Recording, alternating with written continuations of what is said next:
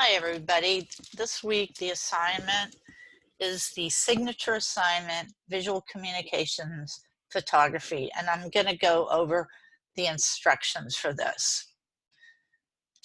So there are two components of this assignment, and it's really, like, I've included the instructions in this folder, but it's really important that you read the entire set of instructions before you dive into this assignment. Otherwise, you might skip an important step. There's two components to the assignment, which will include two photographs and their accompanying text. Each photograph will have its own text. Each photograph will have its own set of requirements and instructions. And what this assignment is going to do, it's going to assess your ability to apply the principles of design and the composition of your photograph and articulate the principles of design in your text describing the photograph. The principle of design homework that I had you do a rough draft and then a final revision, the reason I designed that was to prepare you for this assignment. So I'm going to get into the specifics of the text and the photographs in a little bit, but I want to talk to you about formatting the text on the slides. Like always, you're going to use full sentences with proper grammar, spelling, sentence structure. You're going to proofread your work and all the answers, just like on that other homework. You're going to refer to the principles of design by name. You're going to refer to the full and appropriate basic formal element terms. In other words, when you say that there are lines in the image, you have to tell me like what kind of lines. Lines of sight, contour lines, directional lines. If you're discussing color, you have to tell me what kind of color. Are those saturated colors, hues? Are they desaturated colors? Are they tints, tones, shades, hues? Is the color red? Is it blue? Etc. Don't be vague.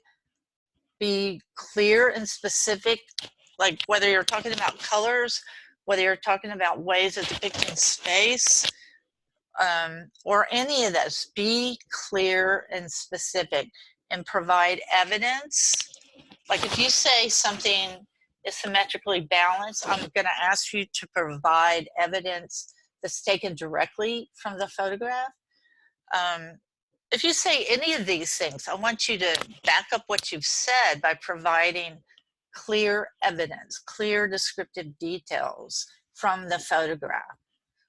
Okay, so it's just like we did on that other homework, only now you're applying it to a photograph that you took. So for example, if you're asked to describe repetition and rhythm, and in order to include the principle of design, the basic formal elements, and the descriptive details, you would include text that might state, and we're looking at this photograph, which by the way, accidentally showed up in reverse. So for repetition, we'll say implied lines repeat throughout the entire image. Oh man, I screwed up again. Where it says repetition the second time, it really should read rhythm. So this should say repetition, just should say rhythm. So the repetition of implied lines creates a rhythm that my eyes follow throughout the entire image. Implied lines can be found in the blue tone car and the saturated red hue and black car on the right, which lead directly to the two elderly people. Implied lines can be found in the two people in the upper right. Those are those guys. The first person moves toward the man moves toward the edge of the picture. Implied lines can be found in the gray and white van on the upper left, which points toward the elderly man. And implied lines can be found in this white stripe in the middle of the image that points toward the white marks in front of the blue tone car. again, this should say repetition here, but this should say rhythm here. I made a mistake. Okay. So now I'm going to talk about the full instructions for what you're going to include in your text. And this can be found in photo 1 instructions and the photo 2 instructions.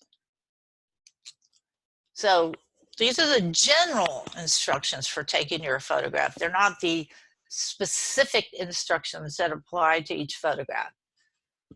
So you are going to take 2 photographs, and there's going to be a set of instructions for both. Do not have someone take a photograph of you, or else I'll have to give that someone your grade. You're taking the photographs. These should be new photographs, not old photographs from your trip last year. Each photograph has to be of the same person or animal. If you live by yourself and you don't have a pet, then the last resort is going to be find an interesting object in your house and take it from room to room and take it. But first and primarily, if you can, and there are other people living in your house, pick one of those people. Or if you have an animal or animals, pick one of those animals and take both photographs of them. In each photo, the person or animal should be in a different location of your house or your yard. Do not risk your health by going to another venue. Okay, and I already said this as a last resort. So continued with these general instructions. Each photograph and its specific text requirements have their own set of instructions. Both photographs and the required text for each photograph will be placed in a PowerPoint and a single PowerPoint, not 2 different PowerPoint. The background of the PowerPoint must be light gray. No other color. See this light gray I'm using? Pick a light gray. Don't use any other color. Don't have any special effects. You're going to have a title slide for your PowerPoint. It's going to have your name, the date, and the title of your PowerPoint. And you're going to save your PowerPoint file as your first and last name, Visual Communications. I always put this, oh, that's not supposed to say POT. It's supposed to say PPT or PPTX. But I always put the like document or PowerPoint thing at the end. That's because when you save your PowerPoint, this will appear, PPT. I'm not asking you to add it and then, does that make any sense? I just want you to save your PowerPoint file as your first and last name, Visual Communications.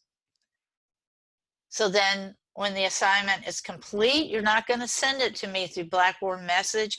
You're not going to send it to me through email. You're going to send it to the Signature Assignment Visual Communication Submission Portal. And at the end of this PowerPoint, I'm going to go over like where that is, how to open it up, how to attach your file, etc. Okay, so the first photograph. So what I'm going to say will apply to both of the 2 photographs in this, what I'm going to say right this second. So when you take these photographs, and for example, the photo 1 has 4 text requirements, and photo 2 has 3 text requirements. And that's a lot of text. So when you take the photograph and you're going to incorporate all 4 of the compositional requirements into it, because that's so much text, you can create multiple slides of the same image so that you're not crowding all this text on one page. So photograph 1 instructions. The photograph needs to be either asymmetrical or radial balance. Your text is going to provide evidence that this particular image is a good example of the type of balance you've chosen. You're going to provide clear details of from the photograph when you provide evidence. So in other words, just like we did on the Principles of Design homework, I don't want you to give me the definition of asymmetrical balance or radial balance. I want you to look at this photograph and apply that definition to this specific photograph. So, for example, if we said that this photograph's radially balanced, I would say we're going to count that kid's head as the central point. The man's arm, the man on the left in the white shirt, his arm radiates off that point. The side of the door that's above this kid radiates off his head. The cinder block on the lower right, it like we can see that it radiates off of that kid. So there's like, if we go from this kid's head and we angle it up, we're going to touch the top of this railing. So like things are positioned so that they're radiating off of this kid. So you're going to describe that. I did such an excellent job. Ha ha ha. Okay, so it's either going to be asymmetrical or radial balance, and then you're going to provide direct evidence for the photograph that supports your claim. Then you have to have 3 design decisions that create unity in the image. And then you must clearly describe these 3 design decisions that create unity. So for example, in this image, something that unifies it is there's the use of repeating directional lines. I'm just going to go over some of them. There's a directional line that's the side of the door that starts at the top of the wall and leads directly to the kid. There's the directional lines on the edge of the step that starts from where the man is and leads directly to the kid. There's another directional line on this step right here that in one direction it leads to the man's leg, and in the other direction it leads to these 2 cinder blocks here. There's this directional line on the side of the building on the far right that starts at the top of the picture and leads down to those cinder blocks. If we look behind the man on the door, that one panel that's right next to his head, the right side of it like starts here and it leads directly to the man. So there's like a ton of directional lines in this image that unify it. Something else that unifies it is the use of brown and brown tones and tints throughout. So there's brown on the steps, brown on the door, and brown on the side of the wall, and these cinder blocks are kind of like a light brown, and the steps have regular brown. It's a part of the step that faces us, and it's a darker shade of brown up here. And then a third thing that unifies this image are the use of dark values. So there's the dark values in the man's pants, the kid's hair, the man's hair, the shadows on the side of the wall, the shadows and the cracks on the stairs. Those are all dark values, and that creates, that dark values repeat, and they create a rhythm that leads our eye throughout the entire picture.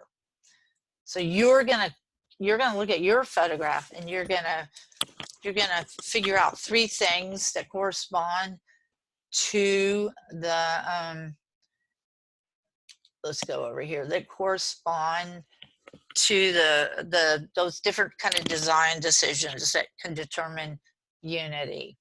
Okay, so and then we're going to continue photo 1. You're going to find 2 basic formal elements that are different than all the rest in the image that create variety, that element of surprise. So let's look at this image. So one of those basic formal elements that's really, really different than everything else in the picture. There's all these dark values and medium tone values, but there are relatively few very light values. And one is this man's white shirt,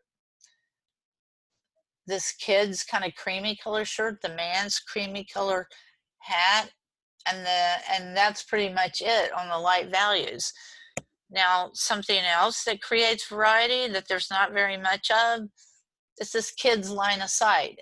We have like lots of directional lines all over the place, but only one line of sight. Actually, there's two. This man's looking at the kid's looking at us. So because there's only two of them, as opposed to all these other directional lines, those two lines of sight create variety. And then another thing, you're gonna talk about your subject as a focal point, and you must, it must be emphasized and by two basic formal elements. So, which is essentially saying the same thing here. So this kid is the focal point. How is he emphasized? This man's elbow is creating an applied line that leads to this kid. How else is that kid emphasized? There's a bunch of directional lines that point to him. The lines on these, the upper and the middle stair lead directly to him. The line of the side of the door, I don't know what to call that. The side of the door, they all lead directly to him. And if you want to throw in a third one, because he's looking at us, he's creating this line of sight toward us, which causes us to create a line of sight toward him. So those kind of things emphasize the boy as the focal point. So here's the second photograph instructions. So if you did your last photograph, let's say your first photograph was asymmetrical balance, then you'll do this one as bilateral symmetry or radial balance. If you did your other photograph as radial balance, you'll do this photograph as either bilateral symmetry or asymmetry. And then once again, you're going to provide direct evidence taken from the picture why this, that supports your claim of whichever particular balance you chose. So don't give me the definition, but apply this definition directly to the picture. So if this is like bilateral symmetry, if we divide this image down the middle, there's a boy on the left and the boy on the right. Their shapes are essentially the same. The boy on the right wears like this red salmon color, as does the boy on the left. There's the this lantern or lamp post that's in the middle of the picture, this black lantern. And if you, it's directly in the middle of the picture, there's more or less the same amount of birds in their size. Like they're more or less equal in visual weight on the left and the right. And although there's like a little differences in the skyline behind them, they're like relatively, not quite, but relatively equal in value. I mean, equal in visual weight. So you have to, whatever balance you use, you have to like provide evidence in support of that balance that's taken from the picture. Okay, so then the next thing that you have to do for this one is you have to have two basic formal elements that repeat throughout the entire image. And each of these must repeat enough to create a rhythm. So one thing that repeats in this image is the use of this kind of a light brown. And this light brown can be found in the doves that the kids are holding, in the buildings that are behind the kids. And like, so that like we pretty much get that light brown or those shades of brown throughout the entire image. Something else that repeats in this are lines of sight. This kid on the left looks down at the birds. This kid on the right looks down at the birds. Some of the birds look toward one another and some of them look toward us. So that's like a lot of, like enough repeating where it ends up leading our eyes all over the picture. Now, if we just have one line of sight and one other bird also creating a line of sight and a kid creating a line of sight, then there wouldn't be enough.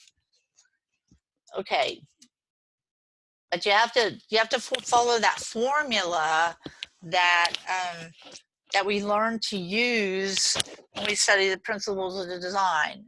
That's when you say lines of sight repeat throughout the image. Repetition, lines of sight repeat throughout the image. Rhythm, the lines of sight repeat throughout the image, creating a visual pathway that my eyes can follow. These repeating lines of sight can be found in, and then you describe everywhere the lines of sight are in the image. Okay, so then the last part of this composition, you need to provide 2 full examples of comparative proportion. And so remember, with comparative proportion, one thing you have to compare, at least 2 things. But with size, you're comparing 2 similar basic formal elements in terms of size. So for example, let's look at this. We could talk about the size of different directional lines. So the edge of the kid's arm on the, God dog it, the edge of the kid's arm on the far right creates a directional line that leads to these doves. So that's a pretty long line. That's a pretty long directional line. But we look at the kid on the left and we look at his far right side. There's a directional line that starts at his chin and that leads to this pigeon. And that's a pretty short line. So comparatively, that directional line, and then you would tell me where it was found, is much shorter than this directional line. And then you would describe where this directional line is found. So that's in terms of size. In terms of quantity, this is where you compare 2 similar, somewhat similar basic formal elements in terms of how many they are. So we could compare contour lines.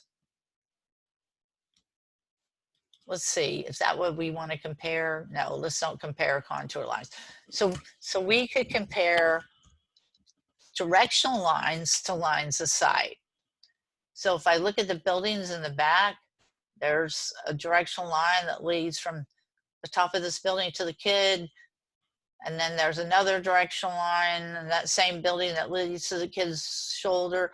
And then there's another directional line on the right side of this building that leads to the kid's neck. And then there's the directional line that's formed by the curve of his sleeve that leads to his elbow. And then you could just list a few more that proves that there are more than like these 5 or 6 lines of sight.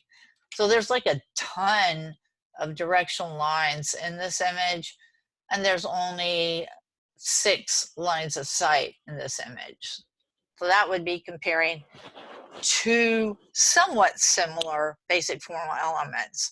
So one of them is directional lines, and we're comparing that to lines of sight. Then relative values. So when you compare relative value, you compare how light or dark something is in relation to something that's directly adjacent to. So let's go back to this. If we compare the white on this kid's shirt to the salmon color on the white on his t-shirt to the salmon color on his shirt, the white is somewhat lighter comparatively to the salmon color, somewhat lighter in value to the salmon color. But if we compare this black lantern or lamppost here, and we compare that to the light brown of the dove, the lamp is comparatively much darker in value than the light brown. I keep calling them doves, but maybe they're pigeons. I don't know, carrier pigeons. Anyway, it's like the black is a lot darker in relative value than the light brown of the pigeon. And then we can compare saturated hues. Well, to desaturated colors. If I look at this picture, to be honest, not even the blue is a hue in this image. So we can't really compare desaturated to saturated because all the colors in this image are desaturated. But hopefully your photograph will have something that's saturated. And then you can compare textured objects to smooth objects, solids to pattern objects, etc. And you're gonna like clearly describe them. And when you describe what you're comparing, you're gonna let me know, like, are you talking about, you comparing size, you comparing quantity, or you comparing relative value, or what? And then make sure you use those basic formal element terms, like different kinds of lines, different kind of ways of using space, different kinds of texture, etc., etc.